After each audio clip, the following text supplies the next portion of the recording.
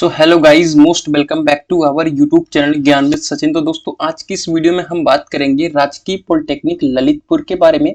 आज की इस कंप्लीट वीडियो के माध्यम से समझेंगे कि राजकीय पॉलिटेक्निक ललितपुर में एडमिशन प्रोसेस क्या रहने वाला है, कॉलेज की क्या रैंकिंग है, यानी कितने नंबर पर आप सभी का राजकीय पॉलिटेक्निक ललितपुर आता है, कट ऑफ कितना जाता है, यानी कितने रैंक पर एडमिशन हो जाएगा, प्लेसमेंट अपॉर्चुनिटीज क्या क्या रहने वाली है इस कॉलेज की, फीस स्ट्रक्चर कितना है इस कॉलेज का। तो आज की इस कंप्लीट वीडियो में हॉनेस्ट रिव्यू करेंगे इस कॉलेज का, राजकीय पॉलिटेक्निक ललितपुर का। तो अगर आप सभी इस कॉलेज में एडमिशन ले रहे हैं या एडमिशन लेने के लिए सोच रहे हैं तो दोनों इस वीडियो को अंतिम तक देखिए, आप सभी के सारे डाउट्स क्लियर हो जाएंगे। इस वीडियो को दोनों बच्चे वॉच कर सकते हैं और अच्छी तरीके से जो एडमिशन ले रहे हैं या एडमिशन ले चुके हैं। तो चलिए कंटिन्यू हो जाइए और देखिए, अगर आप एक टॉप गवर्नमेंट कॉलेज देख रहे हैं या एक अच्छा गवर्नमेंट कॉलेज देख रहे हैं तो उसके साथ साथ 2 से 3 चीजें देखना बहुत जरूरी है। पहला तो आप सभी का कॉलेज गवर्नमेंट होना चाहिए पॉलिटेक्निक में, दूसरा वहां का प्लेसमेंट कैसा है, तीसरा फीस स्ट्रक्चर के साथ साथ स्कॉलरशिप, ये सब बातें दिक्कत नहीं करती पॉलिटेक्निक कॉलेज में। पढ़ाई कैसी है और मनपसंद ब्रांच है कि नहीं, सबसे बड़ा फैक्टर मनपसंद ब्रांच होता है। तो अगर आप सभी एक मनपसंद ब्रांच के साथ अपना डिप्लोमा कर रहे हैं, पॉलिटेक्निक कर रहे हैं, वो ज्यादा बेस्ट है। टॉप कॉलेज से नहीं कर रहे हैं ये ज्यादा मैटर नहीं करेगा, लेकिन अगर आप एक अच्छी ब्रांच से कर रहे हैं तो वो ज्यादा मैटर करने वाला है। बहुत सारे बच्चों का क्या है कि एक लो लेवल की ब्रांच को पकड़ करके एक टॉप कॉलेज में चले जाते हैं, तो ऐसा नहीं करना है आपको। एक नॉर्मल कॉलेज में ही आप पढ़ाई कर लो, अच्छे से कर लो, ठीक है। आपकी ब्रांच अच्छी होनी चाहिए, सीएस हो गया, आपका आईटी हो गया, मैकेनिकल हो गया, इलेक्ट्रिकल हो गया, सिविल हो गया, ठीक है। केमिकल का भी बहुत स्कोप है। बहुत सारे बच्चों को ऐसा लगता है कि केमिकल ब्रांच का स्कोप नहीं है, ठीक है। मैं पर्टिकुलर वीडियोस बनाया हूं आप सभी के ब्रांच को लेकर। तो चलिए आज की इस कंप्लीट वीडियो में देखेंगे कि गवर्नमेंट पॉलिटेक्निक ललितपुर की हाइलाइट्स को, ठीक है। अगर इस्टेब्लिशमेंट की बात कर ले बच्चों तो 1987 में इस कॉलेज का इस्टेब्लिशमेंट हुआ था। उसके साथ ही साथ मैं आप सभी को बता दूं कि यहाँ का जो इंफ्रास्ट्रक्चर है, ठीक है, जो बिल्डिंग्स वगैरह है बहुत ही प्यारी हैं और आप सभी फोटोज वगैरह भी देख सकते हो, जैसा कि हमने ऑनलाइन ही चेक करा है और कुछ बच्चों से पूछा है। तो ओवरऑल इंफ्रास्ट्रक्चर बहुत अच्छा है यहाँ का। इंस्टीट्यूट टाइप और एफिलिएशन की बात कर ले अगर बच्चों, तो इंस्टीट्यूट का जो एफिलिएशन होता है इनका वो होता है बीटीयूपी से, ठीक है, वो बीटीयूपी से है। अगर बीटीयूपी के बारे में बात करें दोस्तों तो इसे हम कहते हैं board of technical education Uttar Pradesh, यूपीबीटी, ठीक है। इसके थ्रू ही आपका सेमेस्टर एग्जामिनेशन कंडक्ट होता है। अप्रूवल जो है आप सभी का एआईसीटीई से होता है। जितने भी टेक्निकल इंस्टीट्यूट होते हैं सबका approval all India council for technical education से होता है, ठीक है। अगर बच्चों स्टूडेंट काउंट की बात कर ले तो स्टूडेंट काउंट आप सभी का बहुत कम है, 382 है। अगर फैकल्टीज की बात कर ले तो फैकल्टीज आप सभी के 4 दिख रहे हैं, लेकिन यहाँ पर बहुत सारे नए फैकल्टीज का चयन हुआ है 2022-23 में, ठीक है। तो फैकल्टीज की दिक्कत नहीं देखने को मिलेगी। मतलब जितनी ब्रांचेस हैं और जितनी मतलब लेक्चरर की जरूरत है गवर्नमेंट कॉलेज में, उतने लेक्चरर अवेलेबल हो गए हैं इस समय आपके गवर्नमेंट पॉलिटेक्निक कॉलेज में। कैंपस का साइज 24 एकड़ का है, ठीक है। तो ओवरऑल कैंपस जो है आप सभी का बेस्ट है। इसके मामले में यह कॉलेज जो है कैंपस के मामले में बेस्ट है। देखिए, आप एक इंजीनियरिंग कॉलेज में एडमिशन ले रहे हैं, इंजीनियरिंग कॉलेज तो नहीं है बट हाँ इंजीनियरिंग वाली फील तो आनी चाहिए आप सभी को। तो ओवरऑल कैंपस काफी बेस्ट रहने वाला है। गवर्नमेंट पॉलिटेक्निक ललितपुर की अगर फैसिलिटीज को देखें तो नंबर 1 पे ऑडिटोरियम है। ऑडिटोरियम में जहां पर आप सभी का प्लेसमेंट वगैरह होता है, ठीक है। तो ऑडिटोरियम आप सभी को हर एक पॉलिटेक्निक कॉलेज में देखने को मिल जाती है, ठीक है। दूसरी बात है लैबोरेटरीज। तो जो भी आपका डिपार्टमेंट है, कौन कौन से डिपार्टमेंट है और कितनी सीटें मैं आगे आप सभी को बताऊंगा, उसके हिसाब से आप सभी को लैबोरेटरीज मिल जाती है। अब देखिए, टीचर के ऊपर डिपेंड करता है कि लैब प्रॉपर तरीके से कराते हैं या नहीं। देखिए, फर्स्ट ईयर में तो बिल्कुल नहीं कराई जाती है, सेकेंड ईयर में नॉमिनल और फाइनल ईयर में मतलब जहां पर बहुत अच्छी तरीके से लैब करानी चाहिए वहां पर एवरेज होता है, ठीक है। क्योंकि गवर्नमेंट कॉलेज की सुविधाएं ऐसे ही कुछ है, इसमें चेंजेस लाने की जरूरत है बट अभी फैकल्टीज हमें नहीं लगता कि चेंजेस ला रही है।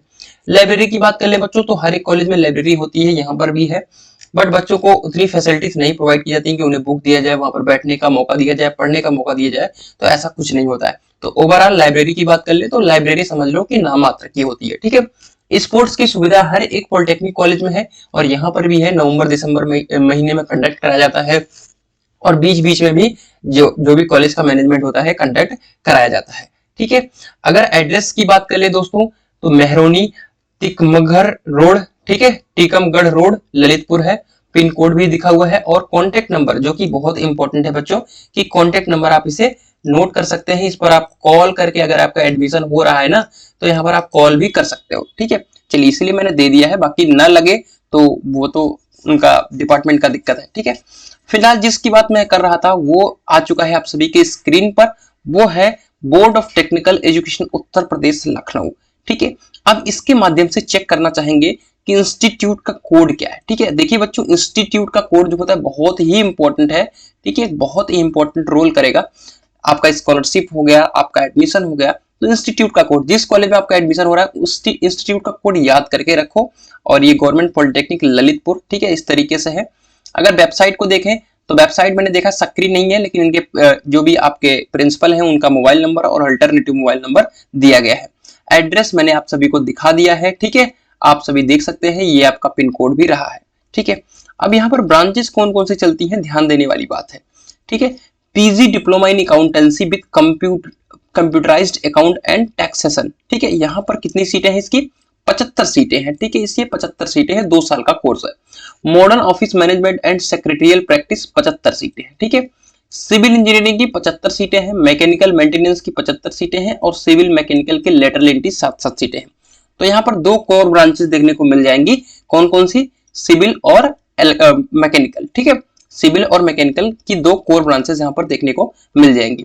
अगर हम मॉडर्न ऑफिस मैनेजमेंट की कोर्स ड्यूरेशन को देखें तो 2 साल का है और 22,000 फीस है, ठीक है। 75 सीटें अवेलेबल है। अगर सिविल की बात कर लें तो 75 सीटें अवेलेबल है, 3 साल का कोर्स है और 10,370 रुपए पर ईयर की फीस है।